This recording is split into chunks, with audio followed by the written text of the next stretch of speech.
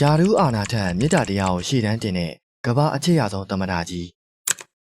နိုင်ငံတော်စစ်အခမ်းအနားတွေမှာစီကံတွေတန်ခင်းတမန်ခင်းကျင့်ဝတ်တွေဆိုတာအရန်ကိုအရေးကြီးပါတယ်။ဒါပေမဲ့အိုင်ယာလန်နိုင်ငံမှာတော့ဒီစီကံတွေကိုချိုးဖောက်ခွင့်ရှိတဲ့တဦးတည်းသောဧည့်သည်တော်ရှိပါတယ်။သူကတော့နိုင်ငံခြားတန်တမန်လည်းမဟုတ်ဝန်ကြီးတဦးလည်းမဟုတ်ပါဘူး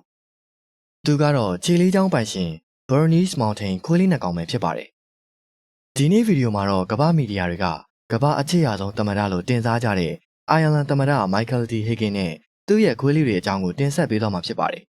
။သမ္မတမိုက်ကယ်ဟာအိုင်ယာလန်ပြည်သူတွေရဲ့ချစ်ခင်မှုကိုရရှိထားတယ်လို့ပဲသူ့ရဲ့ခွေးလေးတွေအပေါ်မှာထားတဲ့မြစ်တာကလည်းအံ့ဩစရာကောင်းပါတယ်။အိုင်ယာလန်သမ္မတအိမ်တော်မှာ Broad နဲ့ Mishnak ဆိုတဲ့ခွေးကြီးနှစ်ကောင်ဟာသမ္မတရဲ့အရေးလိုပါပဲ။ဘလောက်ပဲအရေးကြီးတဲ့အစည်းအဝေးဖြစ်ဖြစ်ဘလောက်ပဲမြင့်မြတ်တဲ့ဧည့်သည်တော်တွေရောက်နေပါစေဒီခွေးလေးတွေကသမ္မတရှိတဲ့နေရာကိုအမြဲလိုက်သွားတတ်ပါတယ်။သမ္မတကလည်းသူတို့ကိုတခါမှမောင်းမထုတ်တဲ့အပြင်မိန်ကွန်းပြောနေရင်တော့လက်တစ်ဖက်ကခွေးလေးရဲ့ခေါင်းကိုပုတ်တက်ပေးနေတဲ့တာကိုမြင်တွေ့ရမှာဖြစ်ပါတယ်။တချို့သူတွေမှတ်မိကြအောင်မယ်လို့ထင်ပါတယ်။တခါကသမ္မတဟာ TV အင်တာဗျူးတစ်ခုဖြေနေခဲ့ပါတယ်။အရန်တည်ငြိမ်ပြီးလေးနက်တဲ့အကြောင်းအရာတွေပြောနေချိန်မှာသူ့ရဲ့ခွေးလေးမစ်ရှနက်ကဗီဒီယိုတွေကိုကျူးကျော်ဝင်ရောက်လာခဲ့ပါတယ်။ခွေးလေးဟာသမ္မတရဲ့လက်ကိုအာဂရင်းနဲ့ထည့်ပြီးကျွန်တော်နဲ့ကစားပါအောင်ဆိုတဲ့ပုံစံမျိုးနဲ့ချွေးနေခဲ့တာပါ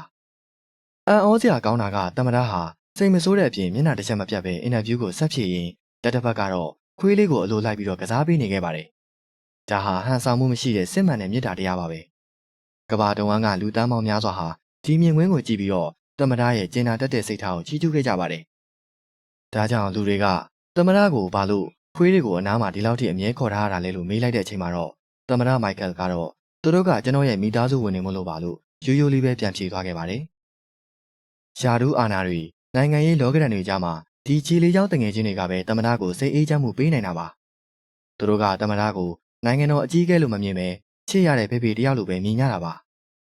သမ္မတမိုက်ကယ်နဲ့သူ့ရဲ့ခွေးလေးတွေရဲ့တိုင်ရောစင်ဟာတကယ်မြစ်တာတရားမှာအစင်အတန်းခွဲခြားမှုမရှိဘူးဆိုတာကိုသက်သေပြနေတာလည်းဖြစ်ပါတယ်